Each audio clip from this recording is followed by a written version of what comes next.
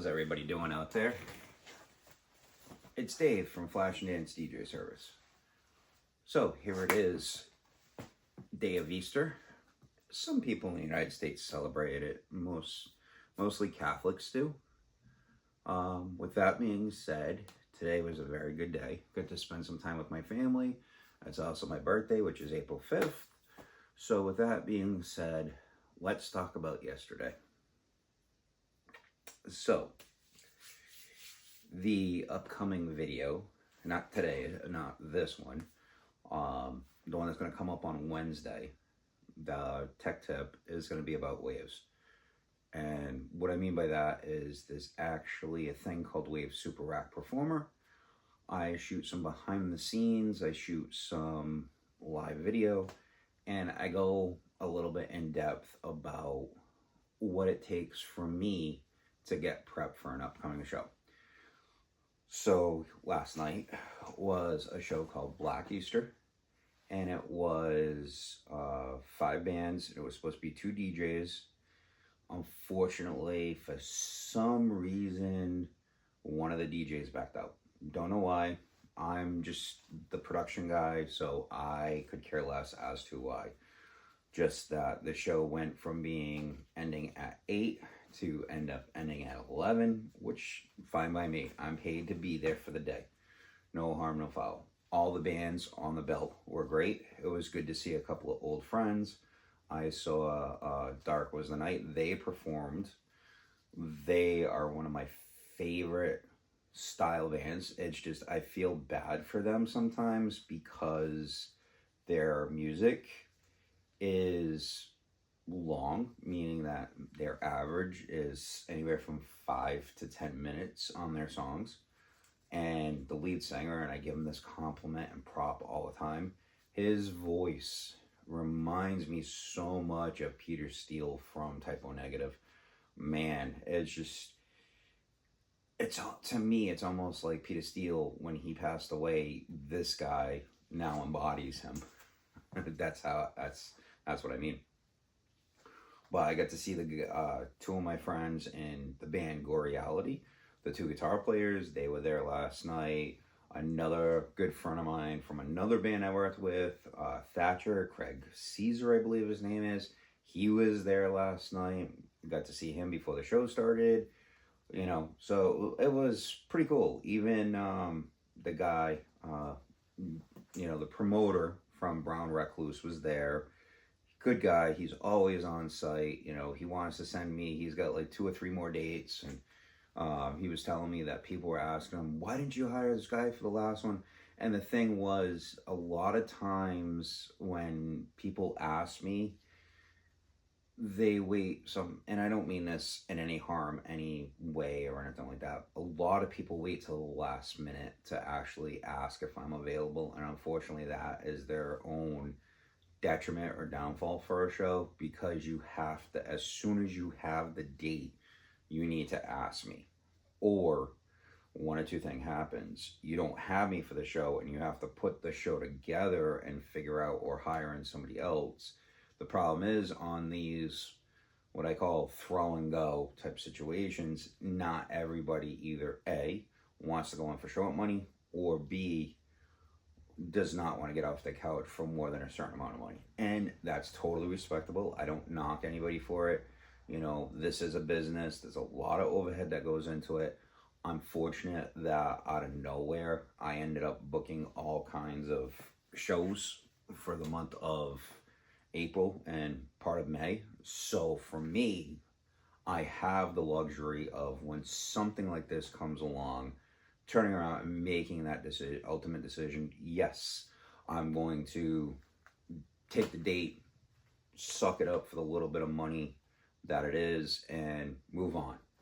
So with that, because it was like, okay, this is the night before Easter. This is then the day before my birthday.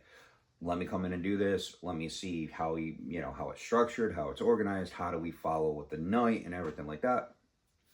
Everything was great. So with that being said, so it was awesome. I ended up talking to 1 or 2 bands before the show even took place. They they got a hold of me, and one of the things that I would like to see in the future, if we're gonna do these shows, is with some of the bands to streamline a little bit more. Like the band that came out of New York, the band Thrashcult, let them use their kit. The opening band, I forget who it was, but had a female drummer. I was actually really impressed with her. Me and her had a couple of conversations, and a lot of people, were like, what are you doing that's so different than all these other shows we've seen, and this and that? And it's like, I'm not doing anything different, so to speak. It's the fact that I care. Doesn't matter who. Sometimes people come into these shows, they just walk into them. Doesn't matter what it is. It could be a pop show. It could be a tribute act. It could be a metal show like last night. And they just go in and they do it as a job. And then you get somebody like me who deep down, I firmly believe that it's my job when I get hired in to put my best foot forward. The only downside with this place that we did, which was the Panther Club near the Madeira Feast Grounds, those that are from this area know that area well, is that one, parking lot is tough to get into, especially when you got a 16-foot trailer. There's no real way to back into that properly because it's on a side street, so there's cars everywhere. Well, I decided to take a chance and go down there for 10:30, 11 o'clock in the morning. And luckily, right in front of the building, there was like a good 50 feet of empty space. So I was able to pull right up. I wasn't able to park the way I wanted to. But what I mean by that is I wasn't able to, because you got to remember the trailer is a little bit wider than my truck. So you have to account for the curb.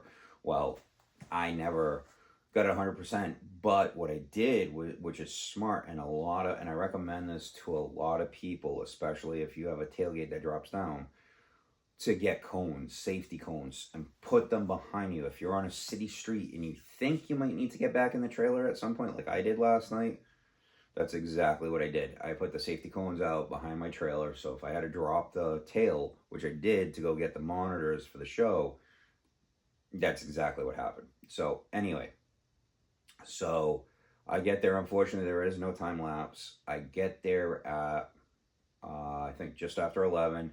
I walk inside, talk to the venue, talk to the bartender. He said, yeah, anytime you want.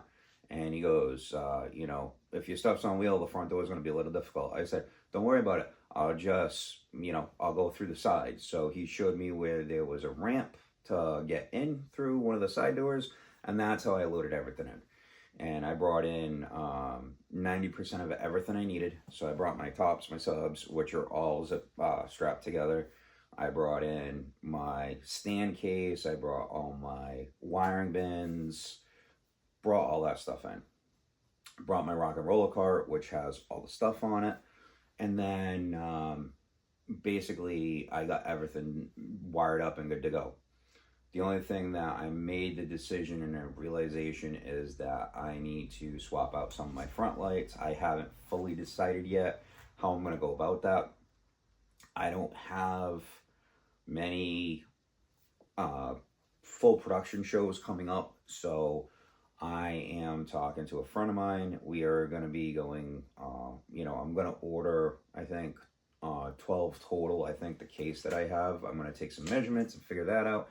And then I'm going to message him and say, hey, can we get the dimensions on these uplights we're thinking about getting that are very similar to what I currently have, but I want to get the black housing because I want them to blend in. Now, the thing I'm thinking about doing, because they're $70 a piece, is getting the 12, but then seeing the other kinds of cases they come in and possibly getting another 6. I don't know, maybe another 8. I don't know. I have to wait and see how that goes. Because just ordering the lights with no cases, it's not going to be that bad. Might run me $500-$600 plus the import fees, from whoever the company is. My friend deals with all that part of it, so he'll let me know what that is. And then I might order some extra, just to have them, It's too bad. I don't think the company has the same kind of case I already have, but it is what it is. But I do definitely need some new front washers, but I want some nice, punchy, potent front washers. So, with that being said, I will insert some pictures and you'll get to see that. I think there's 1 or 2 videos I have. We'll find out if they get flagged. They shouldn't. So we'll go from there. And then, you'll get to see at least the basics of the show. So.